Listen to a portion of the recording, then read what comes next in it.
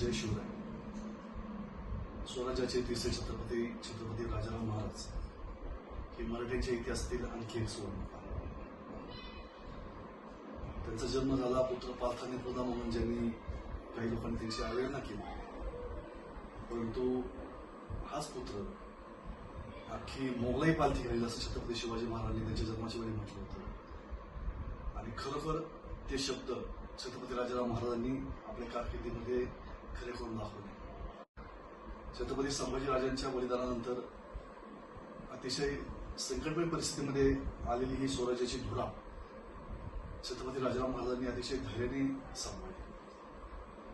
वयाच्या केवळ 19व्या वर्षी आलेली ही जबाबदारी आणि अतिशय प्रतिकूल परिस्थिती, संघर्षाचा काळ, अशा या परिस्थितीमध्ये छत्रपती शिवाजी महाराजांची ती राजनीती त्यांनी मनामध्ये ठेवून हा राज्यकारभार केला आणि 11 वर्ष त्यांनी ही स्वराज्याची धुरा सांभाळली.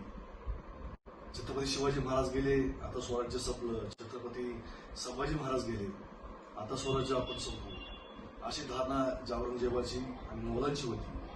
ही धारणा त्यांनी खोटी ठरवली आणि शेकडो मैल दूर असलेल्या जिंजीवरून देखील त्यांनी ही धुरा समर्थपणे सांभाळली.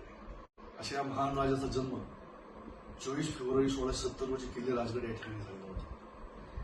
आणि हेच त्यांच्या कार्याचं स्मरण म्हणून इतिहास प्रबोधन समिती आणि नरवीर पिलाजी गोळे प्रतिष्ठान यांच्या मार्फत येणाऱ्या 24 तारखेला राजगड येथे छत्रपती राजाराम महाराजांची जयंती मोठ्या दिमाखात साजरी करण्यात येत आहे. या सोहळ्यास आपण उपस्थित राहावं असं आवाहन मी या निमित्तानं आपल्याला करतोय. खऱ्या अर्थानं छत्रपती राजाराम महाराजांनी शिवाजी महाराजांचा वारसा आणि छत्रपती संभाजीराजांचा स्वाभिमान शेकडो मैल दूर असलेल्या जिंजीवरून देखील जागा ठेवला आणि हे स्वराज्य जागृत ठेवलं.